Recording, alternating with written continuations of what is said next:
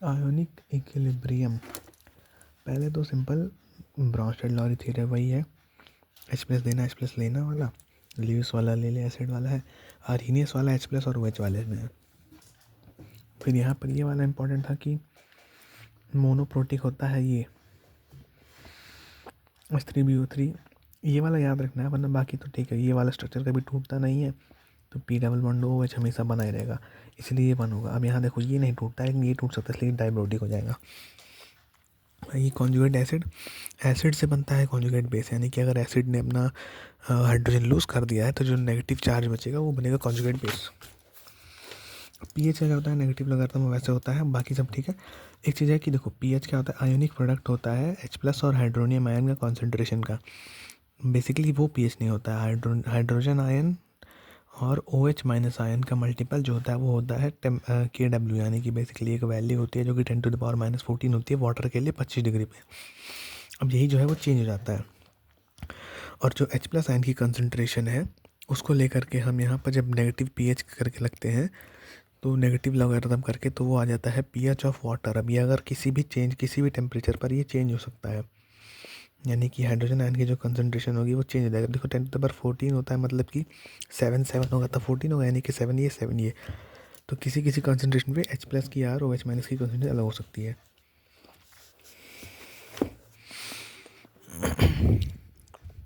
वही चीज़ यहाँ है। अब ये एक चीज़ यहाँ पर देखो, स्ट्रॉन्ग एसिड के केस में क्या होता है कि एकदम से पानी में पूरा डिसोसिएट हो जाता है, तो H प्लस एसिड से भी आता है, वाटर से भी।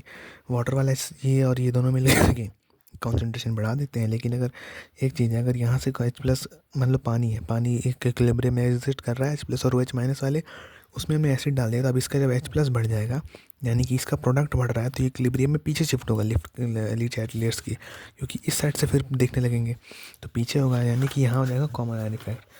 कॉमन आयन इफेक्ट में कुछ नहीं, उस दूसरे का एक्स मान लेते हैं, ठीक है। अब यही चीज़ यहाँ लिखी हुई है।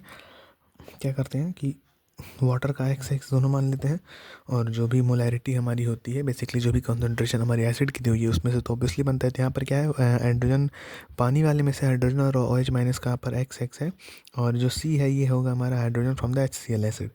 अब दोनों ऐसे जोड़ता है, फिर बाकी हम अल्टीमेटली जानते हैं कि दोनों का मल्टीप्लिकेशन जो है वो गिवन KW जो भी उस टेम्परेचर पे दिया होगा उसके बराबर होता है। हाइड्रोजन तो X प्लस ही होगा, लेकिन OH माइनस सिर्फ वही रहेगा। और देखो ये जो गिवन KW होता है ना, सिर्फ और सिर्फ हाइड्रोजन और OH लेते हैं। अब जैसे Cl नेगेटिव है तो उसका नहीं लेंगे, तो बांट देते हैं, तो इसका निकल के आ जाता है।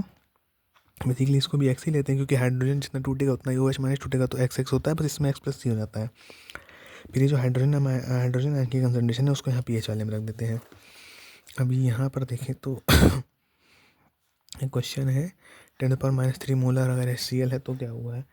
देखो 10⁻³ मोलर HCl है, और 10⁻7 मोल जो है वाटर में से निकलता है जब वाटर इक्विलिब्रियम पे होता है। अब यहाँ पर क्या है, ये देखो -7 और -3 में -3 बहुत ज़्यादा है वैल्यू वाइज।